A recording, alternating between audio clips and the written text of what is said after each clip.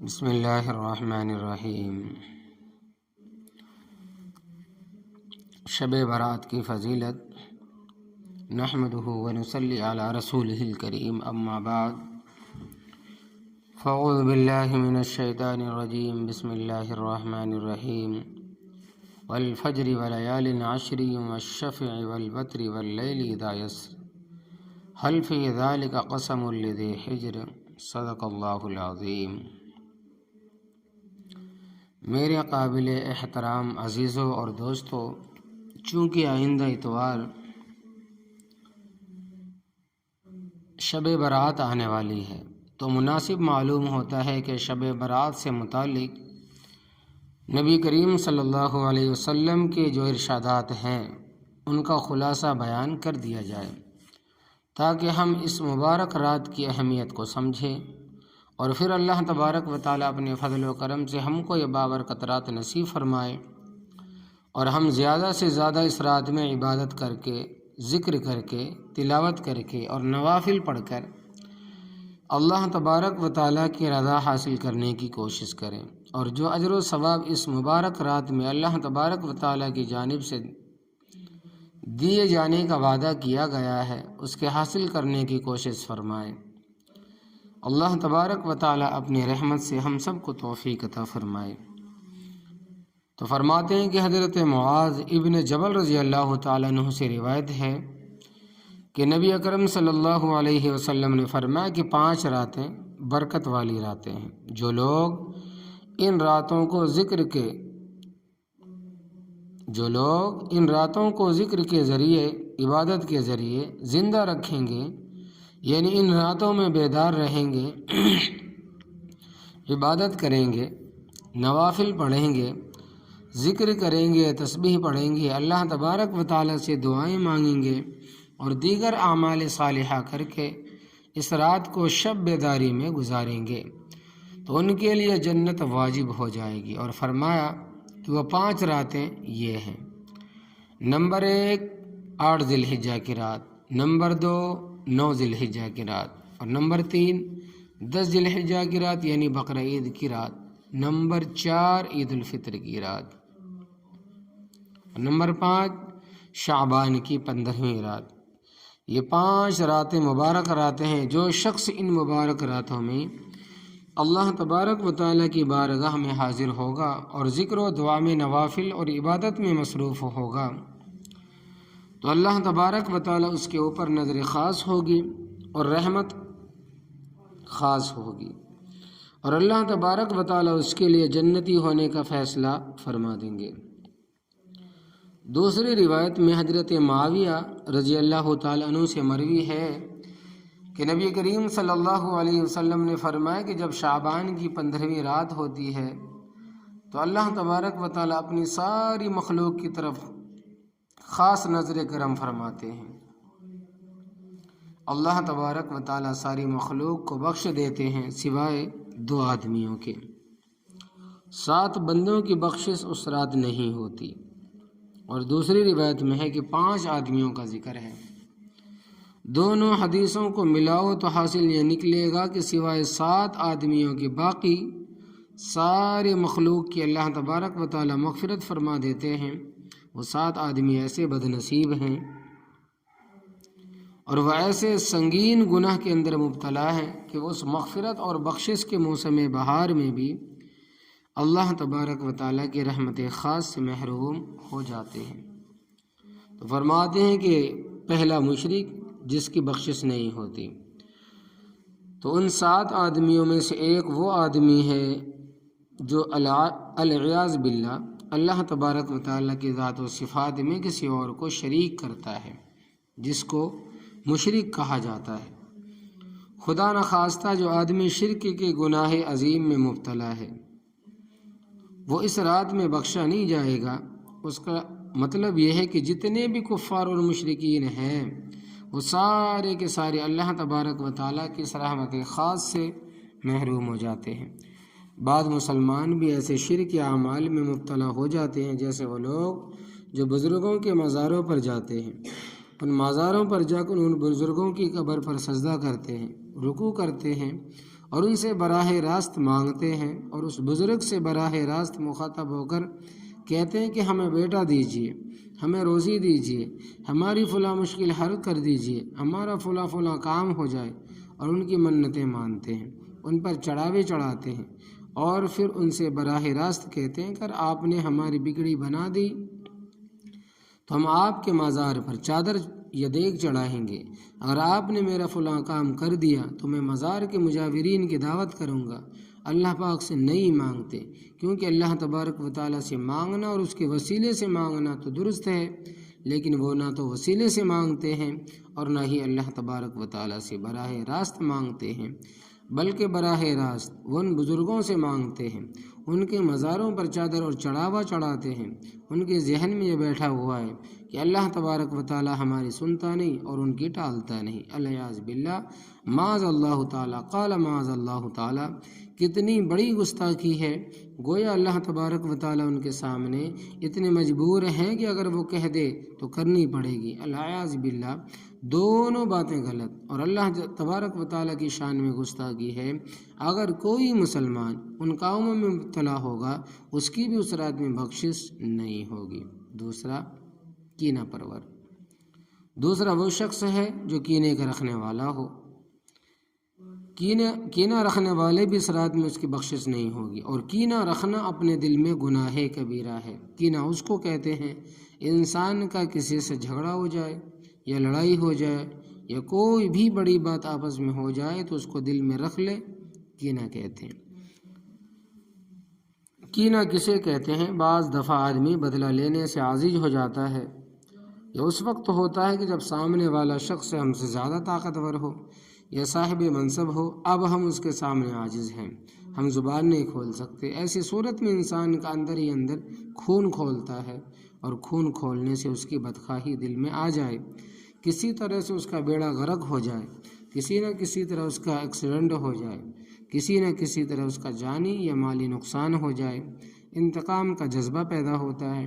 اس بدخواہی کا نام ہی کینہ ہے، اور یہ کینہ بہت بڑا گناہ ہے۔ ایسی مبارک رات میں بھی ایسے آدمی کی بخشش نہیں ہوتی۔ تو اس کینے سے بچنے کے دو ہی راستے ہیں، یا تو بدلہ لے لے یا اللہ تبارک و تعالیٰ کے لیے معاف کر دے، مگر بدلہ اتنا لے جتنا اس نے ستایا ہے، یا تو پھر معاف کر دے۔ معاف کر دینے میں کوئی حرج نہیں، اس کا بھی بڑا اجر ہے، لیکن اگر بدلہ بھی نہ لے، اسے معاف بھی نہ کرے، اس کے نتیجے میں اندر ہی اندر اسے تباہ کرنے کے، برباد کرنے کے منصوبے بناتا رہے، یہ منصوبہ بندی دل کے اندر کا گناہ ہے، اس سے بچنا چاہیے۔ تیسرا فرماتے ہیں کہ شرابی، تیسرا وہ شخص ہے جو شراب پینے کا عادی ہو، اور وہ روز شراب پیتا رہتا ہے یا کوئی اور نشہ کرتا رہتا ہے اور وہ اس کا عادی ہو گیا ہے، اللہ بچائے، اللہ بچائے، اس کی بھی اس رات میں بخشش نہیں ہوتی۔ چوتھا، قطع تعلقی کرنے والا، اور چوتھا وہ جو اپنے رشتہ داروں سے قطع تعلق کرتا ہے۔ انسان جب دوسرے انسانوں کے ساتھ رہتا ہے تو کچھ نہ کچھ نا اتفاقی پیش آتی ہے، لیکن ہمارے مذہب میں ہے کہ اس کو معاف کر دے، اس لیے کہ جب عام مسلمانوں سے اس طرح قطع تعلقی گناہ ہے تو اپنے رشتہ داروں اور عزیزوں کی اس طرح قطع رحمی اور بھی زیادہ گناہ ہے۔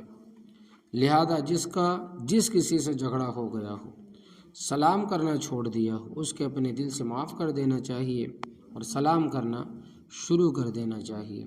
ہاں، یہ ضروری نہیں کہ جس طرح پہلے گہرے تعلقات تھے اب دوبارہ بھی اسی طرح کے رکھے، صرف اتنا ضروری ہے کہ اپنے دل کو کینے سے صاف کر لیں، بس۔ ایک مسلمان کے دوسرے مسلمان پر حقوق یہ ہے کہ جب ملے تو سلام کرے، جب بیمار ہو جائے تو بیمار پرسی کرے، اگر انتقال ہو جائے تو نماز جنازہ پڑھے، اگر چھینک آئے تو الحمدللہ کے جواب میں یہ رحمک اللہ کہے، اور اگر کبھی دعوت میں بلائے تو دعوت کو بھی قبول کرے، بشرطے کہ اس میں کوئی اور خلاف شرع بات نہ ہو۔ یہ مسلمان کے عام حقوق ہیں، لہذا اتنا زیادہ قطع تعلق کر دینا کہ سامنے آئے تو منہ پھیر لے، وہ سلام کرے تو جواب نہ دے، یہاں تک کہ نماز جنازہ میں بھی شرکت نہ کرے، اس کا کوئی جواز نہیں۔ ایسا کرنے والا کبھی اس رات میں بخشا نہیں جائے گا۔ 5واں وہ آدمی جو اپنی شلوار، پتلون، پینٹ ٹخنوں سے نیچے رکھتا ہے، یہ وہ گناہ ہے جس پر ہم سب کو توجہ دینی چاہیے، کیونکہ یہ گناہ ایسا ہے جس میں آج باہر کی دنیا والے تو مبتلا ہی ہیں، لیکن وہ بھی اس میں مبتلا ہے جو مسجد میں جمع ہونے والے احباب ہیں۔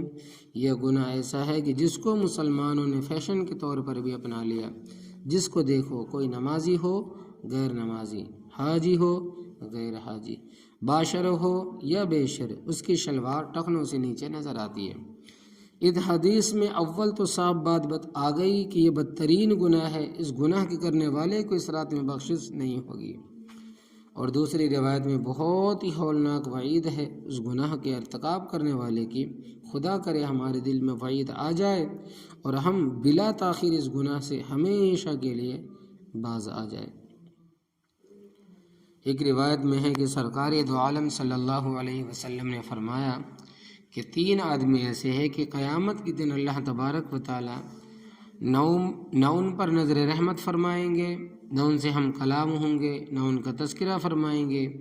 اور ان کے لیے دردناک عذاب ہوگا۔ صحابہ کرام رضی اللہ تعالی عنہم اجمعین نے جب یہ ہولناک وعید سنی تو گھبرا گئے اور عرض کیا، یا رسول اللہ صلی اللہ علیہ وسلم، یہ 3 لوگ کون ہیں جن کے لیے ایسی ہولناک وعید ہے؟ آپ صلی اللہ علیہ وسلم نے فرمایا کہ ایک شخص وہ جو اپنے تہبند اور اپنی شلوار کو ٹخنوں سے نیچے رکھتا ہے، دوسرا وہ دکاندار اور تاجر جو جھوٹی قسمیں کھا کر اپنا مال فروخت کرتا ہے، بیچتا ہے، تیسرا وہ آدمی جو احسان کر کے جتاتا ہے، العیاذ باللہ۔ اگر ہم جائزہ لیں تو تینوں گناہ ایسے ہیں جو آج ہمارے معاشرے میں عام ہے۔ جہاں تک شلوار ٹخنوں سے نیچے رکھنے کا معاملہ ہے تو میں نے عرض کر دیا کہ آج کل کا فیشن ہے، اور یہ فیشن کن کا ہے؟ انگریزوں کا ہے، انگریزی تہذیب کا فیشن ہے۔ افسوس کہ ہم نے مسلمان ہو کے اس کو اختیار کر لیا، نہ صرف اختیار کر لیا بلکہ اب تو ایسا لگتا ہے کہ جیسے ہم اس کو چھوڑنے کے لیے تیار ہی نہیں۔ ورنہ اگر ذرا بھی ہمارے دل میں خوف خدا ہو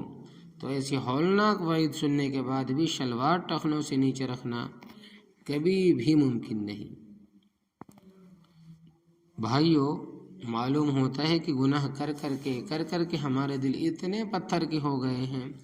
کہ کسی ہولناک سے ہولناک وعید کا بھی ہمارے دل پر کوئی اثر نہیں ہوتا، اور کثرت گناہ کی بلا شبہ خاصیت ہوتی ہے کہ رفتہ رفتہ اس گناہ کی برائی دل سے نکل جاتی ہے، رفتہ رفتہ آہستہ آہستہ انسان کا دل پتھر کا ہو جاتا ہے، اور رفتہ رفتہ پھر اس کے دل میں بے حسی، تاریکی چھا جاتی ہے کہ اس کے دل سے گناہ کا گناہ ہونا بھی جاتا رہتا ہے۔ اسی طرح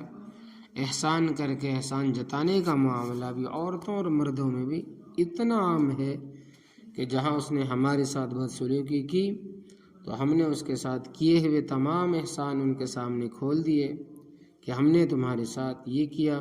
فلاں دن ہم نے تمہاری مدد کی، فلاں دن ہم نے تمہاری مدد کی، یہ کہہ کہ اس نے اس پر جتنے بھی احسان کیے ان سب پر اس نے یکدم پانی پھیر دیا۔ اگر اللہ تبارک و تعالیٰ کے لیے تم نے احسان کیا تھا تو اللہ تبارک و تعالیٰ ہی اس کا بدلہ اور صلہ دے گا، اس میں اس پر احسان جتانے کا کیا فائدہ، بلکہ اپنی نیکی ضائع کرنے والی بات ہے، اور وہ جس سلوک کا مستحق ہوگا اس کو اس کا ہی اجر ملے گا۔ اگر اس نے ہمارے اچھے سلوک کے بدلے میں بدسلوکی کی تو ہم نے اس پر احسان جتا دیا، تو جیسے اس نے ہمارے ساتھ کیا ہم نے بھی اس کے ساتھ ویسا ہی سلوک کر کے برابر کر دیا۔ اور اصل بات یہ ہے کہ جیسا ہم نے اس کے ساتھ اچھا سلوک کیا ویسا ہی وہ ہمارے ساتھ اچھا سلوک کرے تو یہ احسان ہے۔ انسان وہی ہے جو اچھا سلوک کرنے والے کے ساتھ اچھا سلوک کرے، لیکن کمال کی بات یہ ہے اگر ہمارے ساتھ کوئی بدسلوکی کرے تو ہم اس کے ساتھ اچھا سلوک سے پیش آئیں، یہ دین اسلام ہے۔ حضرت معاویہ رضی اللہ تعالیٰ عنہ کا ایک مخالف تھا اور حضرت کی برائیاں کرتا رہتا تھا، اور حضرت کو اس کی باتیں پہنچتی رہتی تھی، اور حضرت نے یہ کام شروع کیا کہ روزانہ ایک تشتری میں اشرفیاں رکھ کر اس کو کپڑے سے ڈھک کر اس کی طرف بھیج دیتے تھے۔ وہ حضرت کی طرف سے مخالفانہ باتیں کرتا اور حضرت اس کے ساتھ یہ سلوک کرتے۔ جب 2-4 مرتبہ اس طرح ہوا تو اس کو شرم آنے لگی کہ میں روزانہ حضرت کے خلاف برائیاں کرتا ہوں اور وہ جواب میں مجھ کو ہدیہ پیش فرماتے ہیں۔ اس کو بڑی شرم آئی اور اس نے آہستہ آہستہ اپنا طرز عمل بدل ڈالا۔ ایک دن ایسا بھی آیا کہ اس نے حضرت کی مخالفت چھوڑ دی تو حضرت نے تشتری بھیجنا بھی چھوڑ دی۔ جب تشتری آنا بند ہو گئی اس کو بڑا تعجب ہوا کہ جب میں حضرت کی شان میں گستاخی کرتا تھا تو ہدیہ تشتری میں رکھ کر میرے پاس آتا تھا، اب جب کہ میں نے ان سے کنارہ کشی کر اختیار کر لی ہے تو ہدیہ آنا بھی بند ہو گیا۔ اس نے کہلا بھیجا کہ یہ ہے کیا معاملہ؟ تو حضرت نے فرمایا کہ وہ تو احسان کا بدلہ احسان تھا، اور وہ اس طرح کہ تم میری برائیاں کر کے اپنی نیکیاں پارسل کر دیتے تھے۔ تو بھائی نیکیاں تو آخرت کا سکہ ہے اور دنیا کا سکہ آخرت کے سکوں کی برابری نہیں کر سکتا، اس لیے مجھے شرم آئی تھی کہ تم آخرت کی نیکیاں مجھ تک بھیج رہے ہو، تو پھر میں نے سوچا کہ تمہیں دنیا کی کرنسی بھیجوں، اس لیے میں نے دنیا کی اشرفیاں تم تک بھیجنا شروع کر دی۔ تم مجھے اپنی نیکیاں پارسل کر رہے تھے تو میں نے اس کے بدلے میں حقیر سا نذرانہ تمہیں بھیجنا شروع کر دیا، اور جب کہ تم نے اپنی نیکیاں مجھے دینا چھوڑ دی تو میں نے بھی بدلہ دینا چھوڑ دیا۔ اسی طرح کسی نے حضرت سے پوچھا کہ آپ کبھی کسی کی برائی نہیں کرتے، نہ ہی کسی کی غیبت کرتے ہیں؟ انہوں نے کہا کہ میں کیوں کروں، اگر کروں گا بھی تو اپنی ماں کی کروں گا۔ تو سننے والے کو بڑا حیران کن بات لگی کہ بھلائی کیا بات، اگر کرنی ہے تو کسی اور کی کریں، ماں کی ہی کیوں کریں گے؟ تو انہوں نے جواب دیا کہ اصل بات یہ ہے کہ جب آدمی کسی کی غیبت کرتا ہے، چغلی کرتا ہے، تو غیبت کرنے والے کی نیکیاں اس کو دے دی جاتی ہے جس کی وہ غیبت کرتا ہے، اور اگر میں غیبت کروں گا تو خدا نخواستہ اپنی ماں ہی کو کروں گا، تاکہ بیٹے کی نیکیاں ماں کے پاس رہے، گھر کی نیکیاں گھر میں ہی رہے، باہر نہ جائے۔ یہ تو آخرت کی دولت ہے، اول تو کروں گا ہی نہیں، اگر کروں گا بھی تو اس صورت میں گھر میں ہی کروں گا، اپنے رشتہ داروں کے، اپنے خاندان کے۔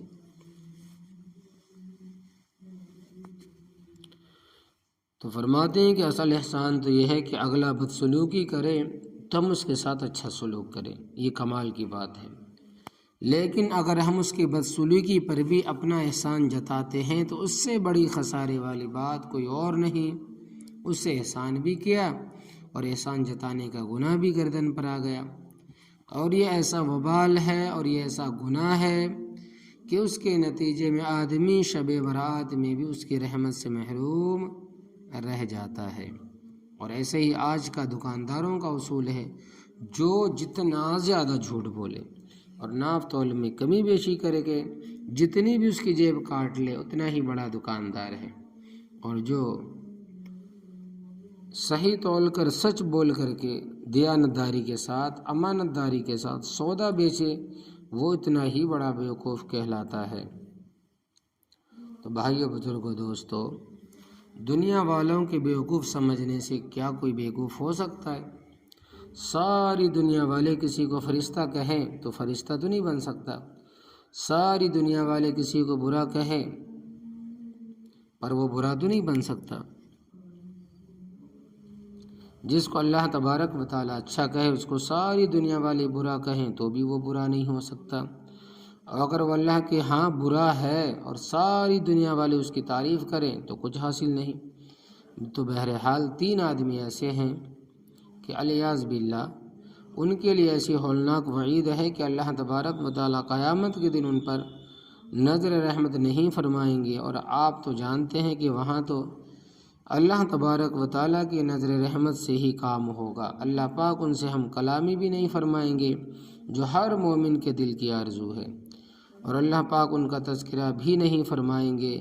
جتنے بھی مومن گنہگار ہوں گے اور دنیا میں انہوں نے توبہ کی ہوگی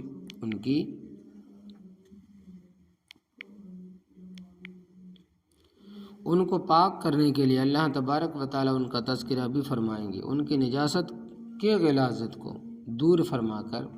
اللہ تبارک و تعالیٰ ان کو جنت میں داخل فرمائیں گے۔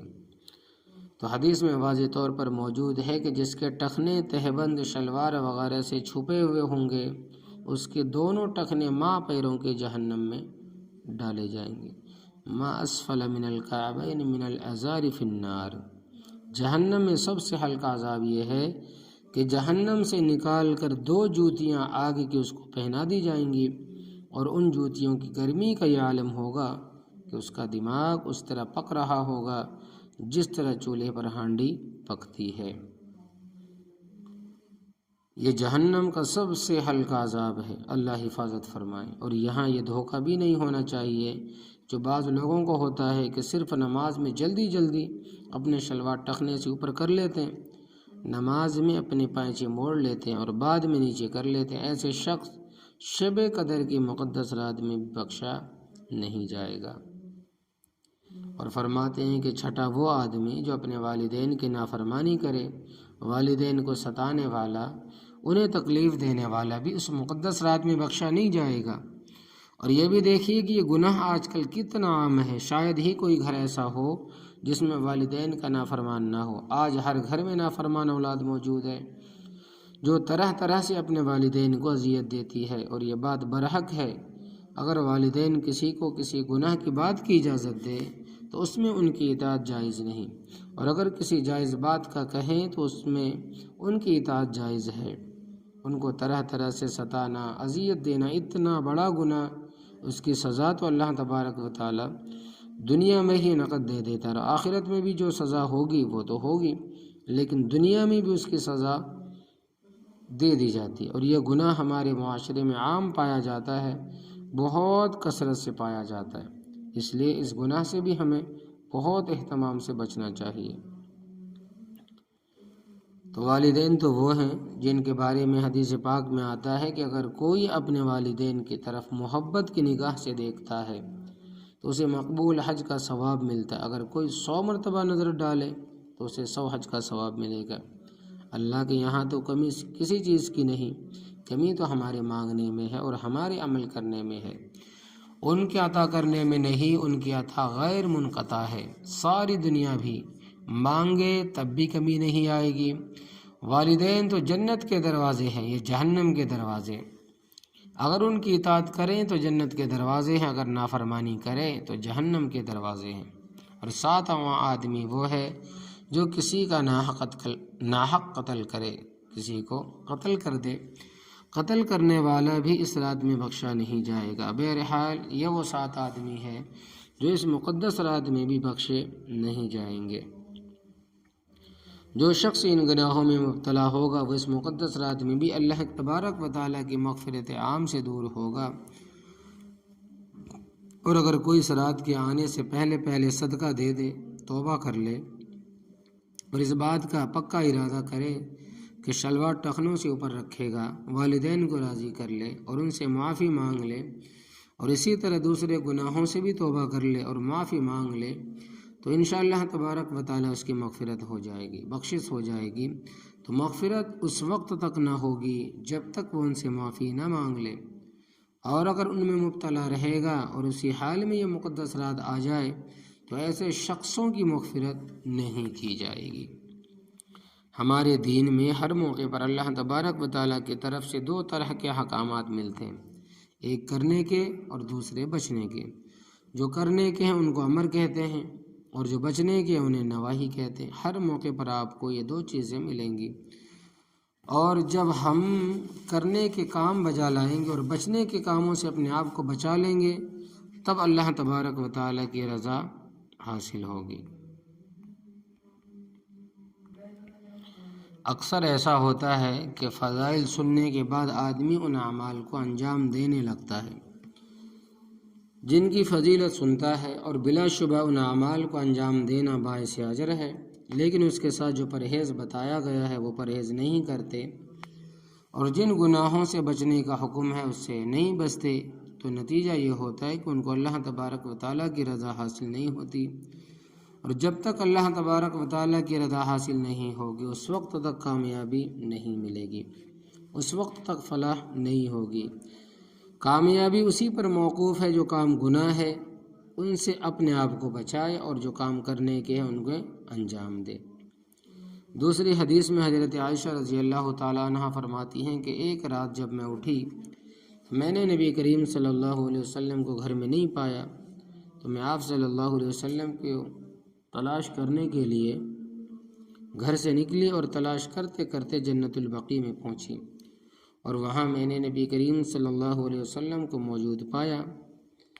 اور جب آپ صلی اللہ علیہ وسلم کے قریب ہوئی تو آپ صلی اللہ علیہ وسلم نے مجھے پہچانا تو فرمایا کہ تمہارا کیا خیال، اللہ اور اس کا رسول تجھ پر ظلم کریں گے اور تیری باری ہوتے ہوئے کسی اور اہلیہ محترمہ کے پاس چلا گیا ہوں گا؟ حضرت عائشہ رضی اللہ تعالیٰ عنہ فرماتی ہیں کہ مجھے تو ایسا ہی خیال گزرا تھا کہ آپ صلی اللہ علیہ وسلم کسی اور اہلیہ کے یہاں تشریف لے گئے ہوں۔ فرمایا کہ ایسی بات نہیں، ایسا کیسے ہو سکتا ہے؟ تو فرماتے ہیں کہ اصل بات یہ ہے کہ آج شعبان کی 15ویں رات ہے اور دعا کی رات ہے، اور اللہ تبارک و تعالیٰ اپنے بندوں پر خاص نظر کرم فرماتے ہیں، مغفرت فرماتے ہیں، اور قبیلہ بنو کلب کی بھیڑ بکریوں کے جسم پر جتنے بال ہیں ان سے زیادہ تعداد میں اپنے بندوں کو دوزخ سے بری فرماتے اور ان کی مغفرت فرماتے ہیں۔ تو اس حدیث سے معلوم ہوا کہ بزرگوں اس رات میں جاگنا چاہیے اور عبادت بھی کرنی چاہیے، اور اگر کسی کے گھر کے قریب میں ایسا قبرستان ہو جس میں میلہ نہ لگا ہوا ہو اور نہ خرافات اور غیر شرعی امور کا ارتکاب ہو رہا ہو، تو کبھی کبھار اس مبارک رات میں نبی کریم صلی اللہ علیہ وسلم کے اتباع میں قبرستان میں چلے جانا بھی سعادت ہے۔ لیکن آپ صلی اللہ علیہ وسلم کی حیات طیبہ میں ہر سال یہ رات آئی ہے، ان میں صرف ایک مرتبہ آپ صلی اللہ علیہ وسلم گئے ہیں قبرستان، اس لیے ہمیں بھی بہت زیادہ اس کو ضروری نہیں سمجھنا چاہیے۔ قبرستان چاہے گھر سے کتنا ہی دور ہو یا وہاں برائیوں کا ارتکاب ہو رہا ہو یا میلہ لگا ہوا ہو، لیکن جانا ضروری ہے، اس سے بچنا چاہیے اور احتراز کرنا چاہیے۔ انڈیا کے اکثر لوگوں کا حال یہ ہے کہ جیسے ہی شب برات شروع ہوئی اور مغرب سے ڈینگے ٹھٹھا جانا شروع ہوئی اور لوگوں نے بھی جانا شروع کر دیا، ہنسنا مذاق کرنا، قبرستانوں میں میلہ لگانا، وہاں میلہ لگا ہوتا ہے، عورتوں اور مردوں کا اختلاط ہوتا ہے، اور کتنے ہی شرکی امور قبروں کے اوپر اور مزاروں کے اوپر ہوتے ہیں، یہ بھی حد سے تجاوز ہے اور بلا تاخیر اس سے بچنا چاہیے۔ اللہ تبارک و تعالیٰ کا بڑا کرم ہے کہ ہمارے دارالعلوم میں ایسا قبرستان ہے کہ ہر قسم کے منکرات سے پاک ہے۔ عشاء کی نماز پڑھو اور چلے جاؤ، یہ اللہ تبارک و تعالیٰ کا احسان ہے۔ دوسری حدیث میں حضرت عائشہ رضی اللہ تعالیٰ عنہ فرماتی ہیں کہ نبی کریم صلی اللہ علیہ وسلم نے دریافت کیا، اے عائشہ تم کو معلوم ہے کہ اس رات میں کیا ہوتا ہے؟ آپ رضی اللہ تعالیٰ عنہ نے فرمایا کہ آپ ہی بتائیں کہ کیا ہوتا ہے۔ آپ صلی اللہ علیہ وسلم نے فرمایا کہ آئندہ سال پیدا ہونے والے بچوں کے نام لکھ دیے جاتے ہیں، اور ہر اس آدمی کا نام بھی لکھ دیا جاتا ہے جس کا آئندہ انتقال ہونے والا ہے، اور نیز اس رات میں بھی بندوں کے گناہ اعمال قبول کرنے کے لیے اللہ تبارک و تعالیٰ کی بارگاہ میں پیش ہوتے ہیں، اور اس رات میں بندوں کا رزق نازل کیا جاتا ہے۔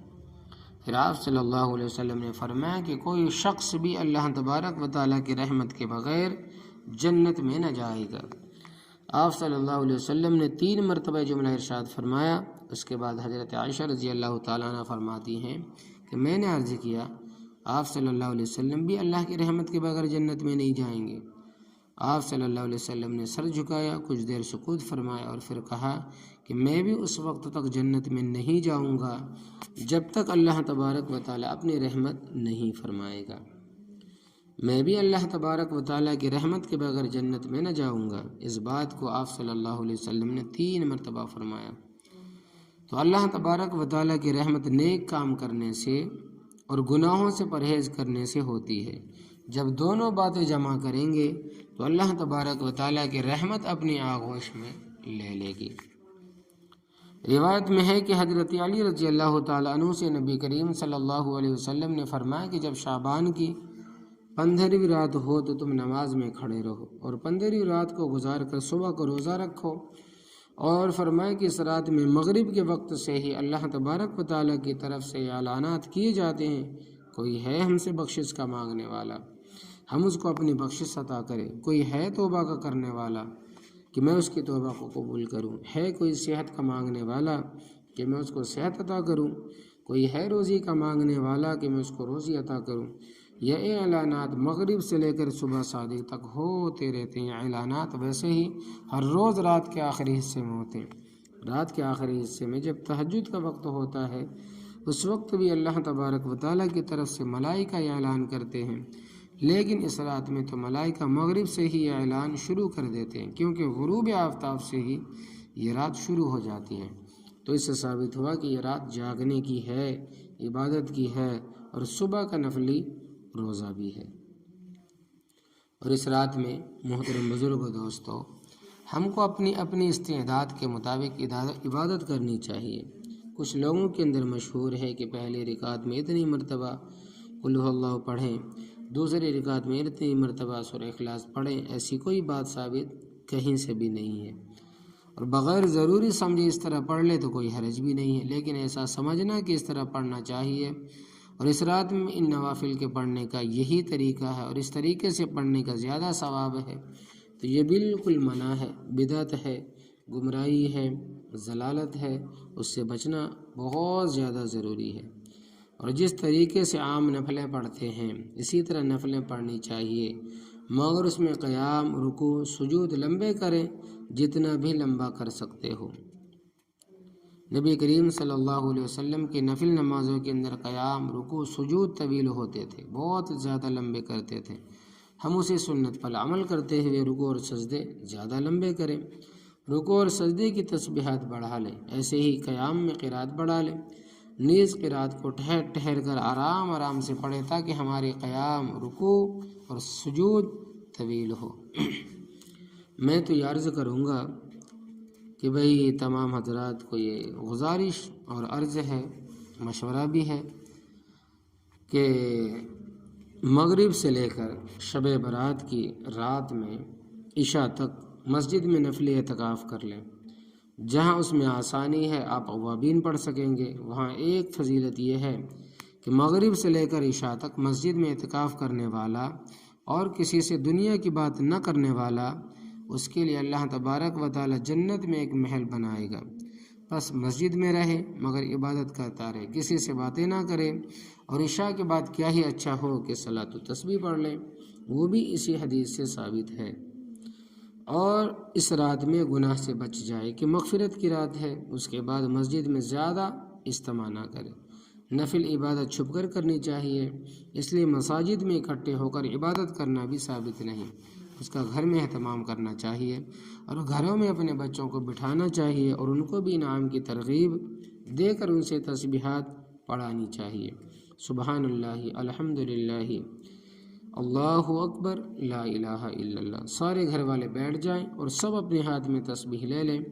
اور بچوں کا انعام مقرر کر دیں۔ جو بچہ ایک تسبیح پڑھے گا اس کو 1 روپیہ انعام ملے گا، جو 50 پڑھے اس کے 50 روپے ہوں گے، جو 100 پڑھے گا اس کے 100 روپے ہوں گے۔ اور سچ مچ دے، یہ نہیں کہ دکھانے کی نیت سے کہیں، سچ مچ دینے کی نیت سے کہیں، اور سچ مچ دے بھی دیں۔ اگر وہ پڑھ لے تو اس طریقے سے ان کو معلوم ہو کہ یہ بابرکت والی رات ہے، اس میں عبادت کرنی چاہیے۔ اور تمام حضرات سے گزارش اصل یہ ہے کہ وہ رات اگر مل جائے تو اس رات کا خاص عمل تمام عبادتوں کے بعد یہ ہے کہ گڑ گڑا کر دعا کریں، اس لیے کہ اگلے سال کے تمام اہم فیصلے اس مبارک رات میں ہوتے ہیں، یعنی فرشتوں کے حوالے کر دیے جاتے ہیں، اور ادھر دعا کی ترغیب دی گئی۔ اور دعا وہ مبارک عمل ہے جو خلوص سے کیا جائے تو اللہ تبارک و تعالیٰ تقدیر بھی بدل دیتے ہیں۔ تو اگر کچھ تقدیری فیصلہ ہماری قسمت میں وہاں کچھ اور لکھے جاتے ہیں اور دعا کرنے والا وہ بدلوا سکتا ہے، اس لیے گڑ گڑا کر اپنے لیے، اپنے والدین کے لیے، اپنے اہل و عیال کے لیے خوب جی بھر کر دعا مانگے۔ اور آخر میں یہ 2 دعائیں مانگنا نہ بھولیں۔ ایک عافیت کی دعا مانگنا نہ بھولیں، اے اللہ میرے والدین کو، میرے اہل و عیال کو، سارے احباب کو، پوری امت مسلمہ کو ہر طرح کی عافیت عطا فرما، ہر لمحے عافیت کی دعائیں مانگے۔ عافیت سے بڑھ کر کوئی دعا نہیں ہو سکتی۔ اور آپ تماموں سے یہ گزارش ہے کہ اس رات کے اندر آپ تمام حضرات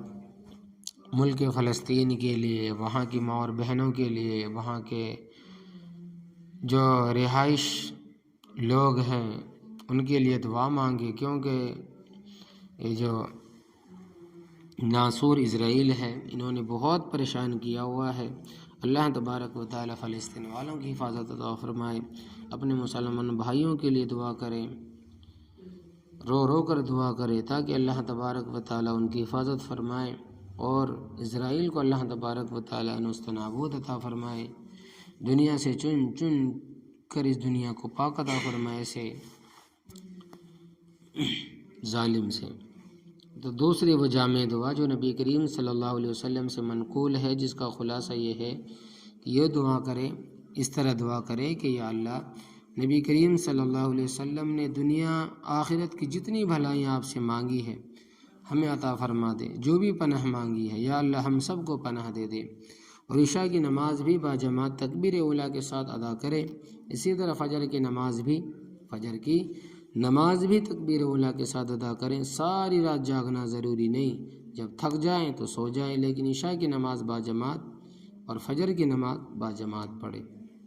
حضرت عثمان بن عفان رضی اللہ تعالیٰ عنہ